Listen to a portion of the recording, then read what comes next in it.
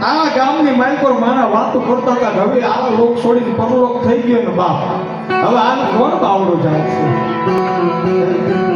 સાહેબ હારો મહેમાન આવ્યો હોય ને એના આંગણે કોઈ પાણીનો ગ્લાસ ન પીવે સુલો સુરેશભાઈ કે મારા એવી વાતો ફેલાવી એનો બાપો કાળો જાદુ કરતો વિદ્યા ફેલાવી